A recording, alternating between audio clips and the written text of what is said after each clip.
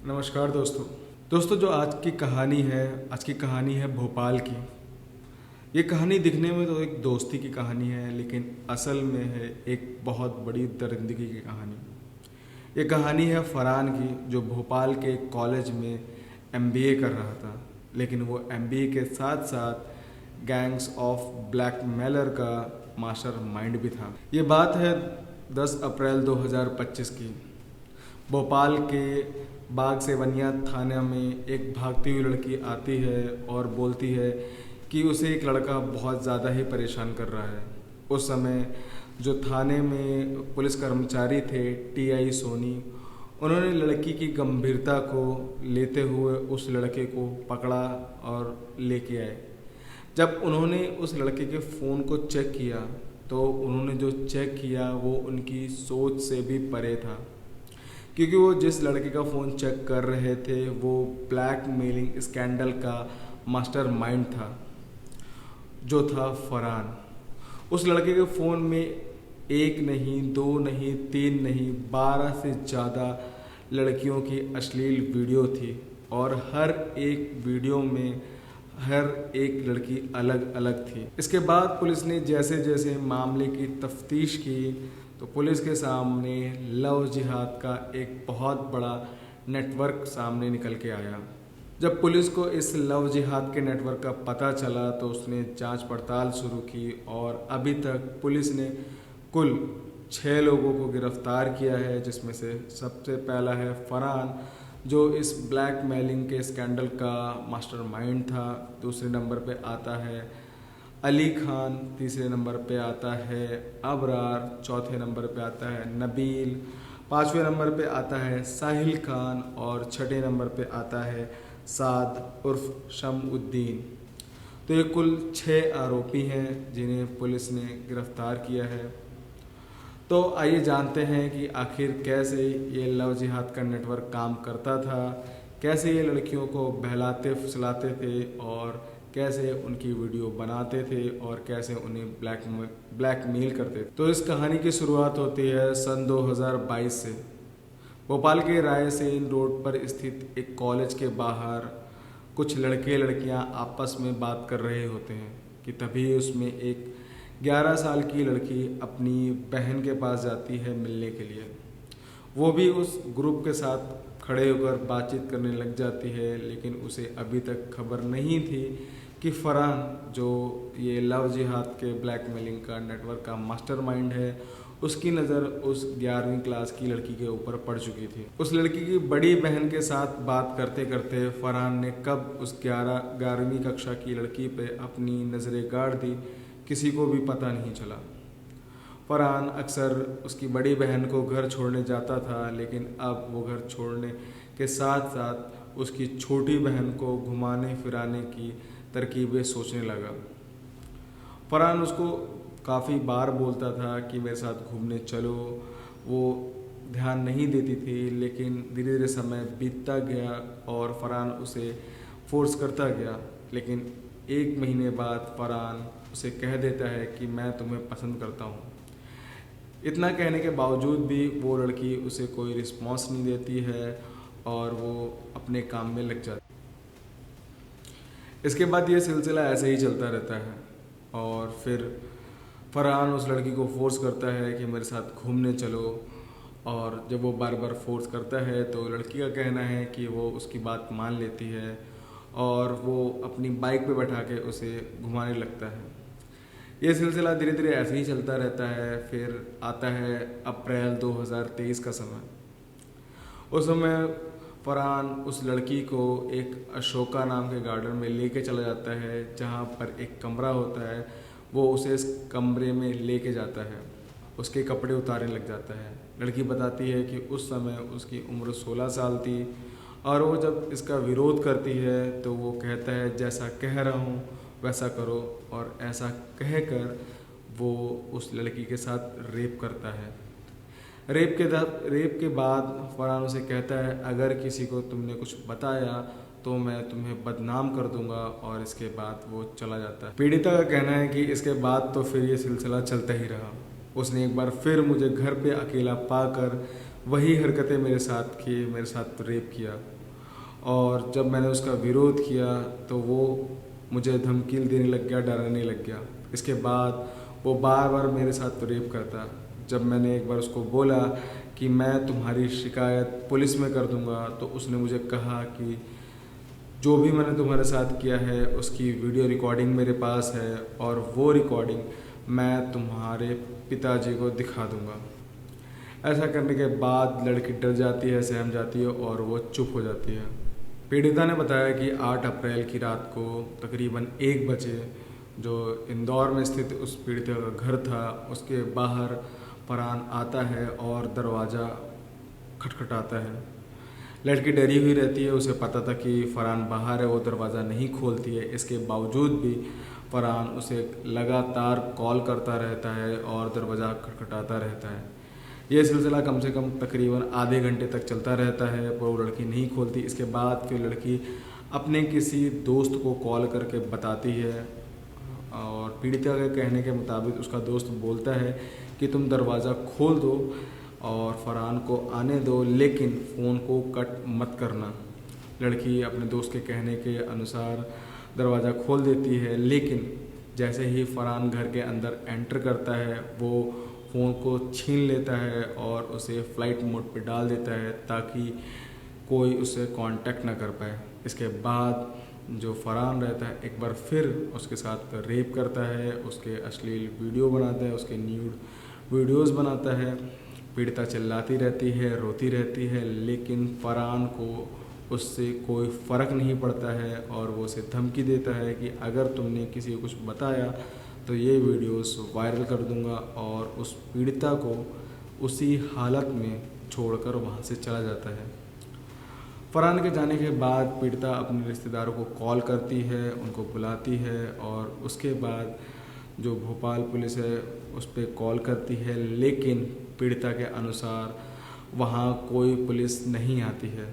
इसके बाद उसके दोस्त और रिश्तेदार जो आते हैं वो पीड़िता को, इसके बाद जो पीड़िता रहती है वो अपने दोस्तों और रिश्तेदारों को कहने पर, उनकी राय पर भोपाल में पुलिस कंप्लेन कराने का फ़ैसला करती है और 10 अप्रैल को पीड़िता भोपाल के बाग से बनिया थाना में रिपोर्ट दर्ज कराने जाती है और रिपोर्ट, उसकी जो दर्ज कराई गई रिपोर्ट है उसके मुताबिक फरहान को गिरफ्तार किया जाता है और उसके फ़ोन की जांच होती है। पीड़िता ने रिपोर्ट लिखवाई थी कि उसके साथ रेप हुआ है और उसकी न्यूड्स वीडियो बनाई गई है, तो उसके आधार पर जो पुलिस रहती है बाग से बनिया की, वो फरहान को गिरफ्तार करती है और उसके फ़ोन की चेकिंग करती है। जब उसके फ़ोन की चेकिंग की जाती है तो उसके फ़ोन में बहुत सारी लड़कियों की अश्लील वीडियोस मिलती हैं, जो कि सभी लड़कियां अलग अलग होती हैं। जब पीड़िता को दिखाया जाता है तो पीड़िता उसमें से कुछ लड़कियों की पहचान कर लेती हैं, क्योंकि वो सारी की सारी लड़कियां उसी कॉलेज से पढ़ी हुई होती हैं जिससे फरहान पढ़ रहा था, और वो लड़की भी कॉलेज में आती जाती रहती थी। इसके बाद लड़की है एफआईआर दर्ज कराने के लिए तैयार हो जाती है और उन लड़कियों से संपर्क करने की कोशिश भी करती है जिनकी उस फ़ोन में वीडियोस रहती है। बताते हैं कि पीड़िता पहले तो रिपोर्ट दर्ज कराने से मना करती है, लेकिन जब पुलिस उसे बताती है कि उस फ़ोन में और भी लड़कियों की अश्लील वीडियो है, इसका मतलब है फरहान और लड़कियों के साथ ऐसे काम कर चुका है, ऐसे कांड कर चुका है, तो इस बात पे वो लड़की एफआईआर दर्ज कराती है और दूसरी लड़कियों से संपर्क करने की कोशिश करती है। जब ये बात सामने आई तो जो पीड़िता थी जिसने रिपोर्ट लिखवाई थी, उसने उस वीडियोस में पड़ी हुई लड़कियों से कांटेक्ट करने की कोशिश की, जिसमें से कुछ लड़कियां एफआईआर दर्ज कराने के लिए तैयार हो गईं। तो बताया जाता है कि उसमें से कुछ लड़कियां उनकी इन हरकतों की वजह से, अपनी बदनामी के डर की वजह से वो कॉलेज ही छोड़ के अपने गांव चली गई थी। इसके बावजूद भी जब उनको पता चला कि फरहान पकड़ा गया है और उनके फ़ोन में उनकी अश्लील वीडियोस भी मिली हैं, तो उन्होंने भी एफआईआर दर्ज कराने का फ़ैसला लिया और एफआईआर दर्ज कराई।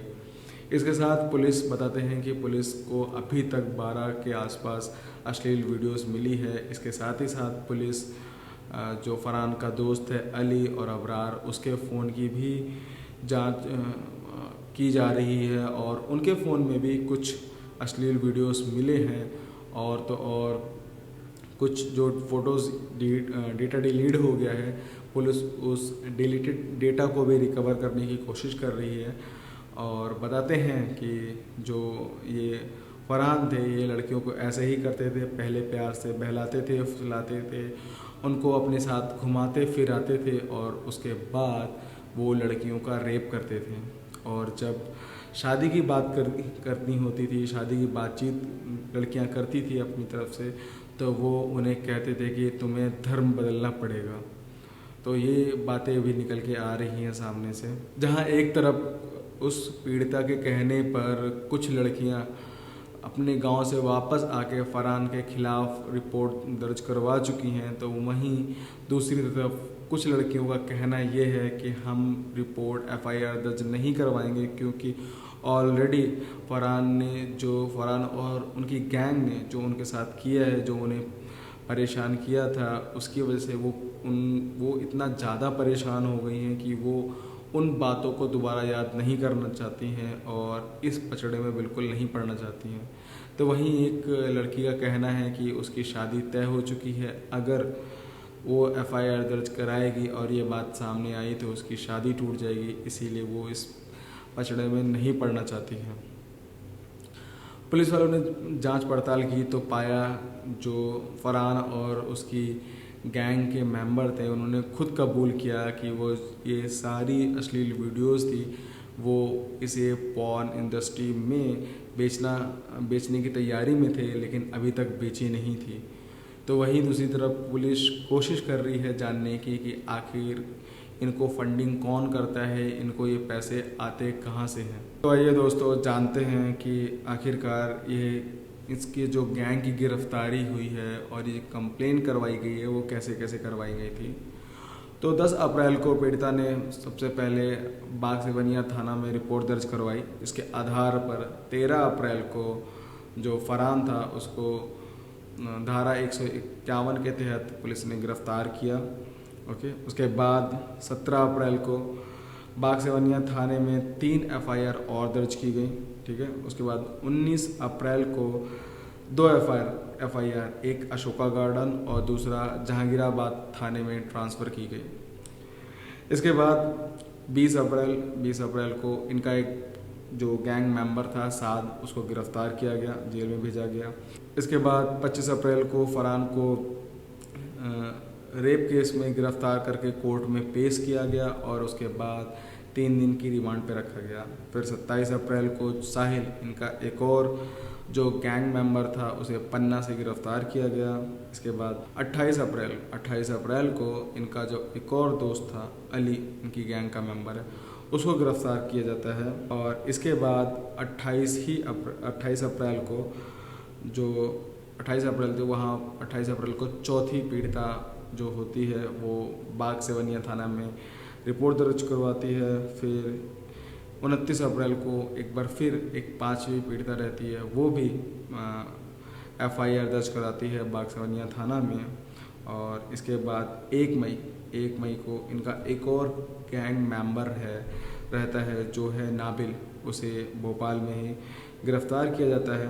और इसके बाद 2 मई को फरहान और साहिल को जेल में प्रोडक्शन वारंट के रिमांड पे भेजा जाता है। इन सब की गिरफ्तारी के बीच बताते हैं दोस्तों कि 2 मई की रात को तकरीबन 11 बजे से लेकर 11:30 बजे के बीच की बात है, जो इस केस को हैंडल कर रहे थे अशोका गार्डन के थाना प्रभारी हेमंत श्रीवास्तव का कहना है कि जो फरहान रहता है वो उन्हें पुलिस को गुमराह करने के लिए बताता है कि उनका एक और जो दोस्त रहता है अबरार, वो बिल्किसगंज के ज़िला सिरोह में छुपा हुआ है और उसकी बातों में आकर पुलिस वाले उनके साथ SI अपनी एक टीम बना के फरहान को उस जगह पे लेके जाते हैं। तो फरहान को जब उस जगह पे लेके जाते हैं तो रास्ते में फरहान कहता है कि उसे पेशाब लगी है, और ऐसा कहने पे जब वो पेशाब करने के लिए उतरता है तो साथ ही साथ एसआई भी उतरता है, और जो सब इंस्पेक्टर रहता है बताते हैं तभी जो फरहान रहता है उस सब इंस्पेक्टर की रिवॉल्वर छीन लेता है, और इस छीना झपटी में जो फरहान रहता है उसके पैरों में गोली लग जाती है, और गोली लगने के बाद उसको हॉस्पिटल में एडमिट किया जाता है। बताते हैं कि जो फरहान है उसका इलाज अभी हमीदिया अस्पताल में उसका इलाज चल रहा है, और अभी तो वहाँ पे भारी जो पुलिस है वो तैनात है। पुलिस की पूछताछ में ये भी पता चला है कि जो फरहान था वो लड़कियों को मारता पीटता था, उसके साथ रेप करता था, वीडियोस बनाता था। इसके साथ ही साथ वो उन्हें ज़बरदस्ती गांजा और शराब भी पिलाया करता था, जिसका उसे कोई भी पछतावा नहीं है, ऐसा उसने पुलिस को बयान दिया है। अंत में एक बार फिर से आरोपियों पे हम नज़र डालते हैं। जो मुख्य आरोपी है वो है फरहान, जो ये इस गुरोह का मास्टरमाइंड था। हिंदू लड़कियों को टारगेट करता था, फंसाता था, प्यार से बहलाता था, फुसलाता था और उनके गंदे अश्लील वीडियोस बनाता था। दूसरा आरोपी है साहिल खान। ये मूलतः जो मुख्य है वो पन्ना का ही रहने वाला था। अशोका गार्डन के इलाके में कहते हैं कि ये डांस क्लास चलाता था।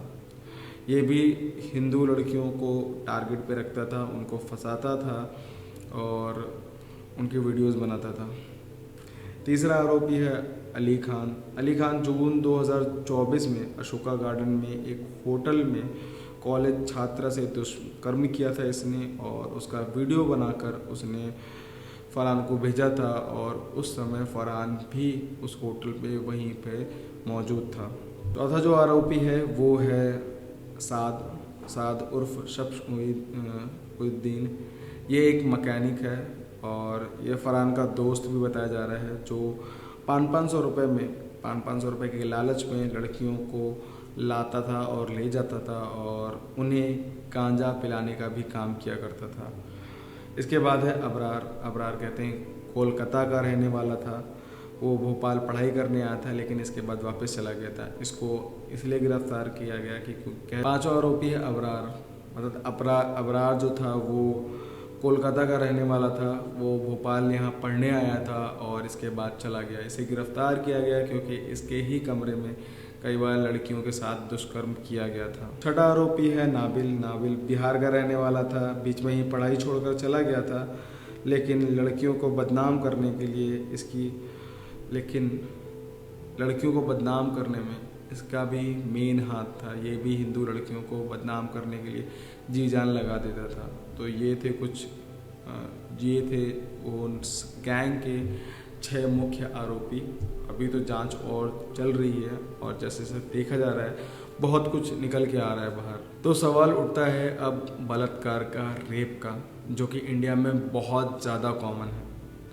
अब ये जो बलात्कार है, फिर वो चाहे लव जिहाद के नाम पे हो रहा हो, दूसरे धर्म के लोग कर रहे हो या फिर अपने ही धर्म के लोग रेप कर रहे हो, आखिरकार रेप तो लड़कियों का हो रहा है। परेशान तो इससे लड़कियां हो रही हैं, तकलीफ़ तो इससे लड़कियों को हो रही है। तो आखिर सरकार क्यों नहीं इन्हें इतना टाइम देती है, सज़ा देने में इतना प्रोसेस करती है? इन्हें क्यों नहीं सरेआम सबके सामने गोली मार देती है? क्योंकि ये जो रेप करते हैं ये कोई गलती से तो करने वाली चीज़ है नहीं, जो ये गलती में से आके कर देते हैं। ये पूरे होशो हवास में आके जानबूझ के करते हैं। तो जब ये जानबूझ के होशो हवास में आके करते हैं तो इन्हें क्यों नहीं मार दिया जाता है जान से?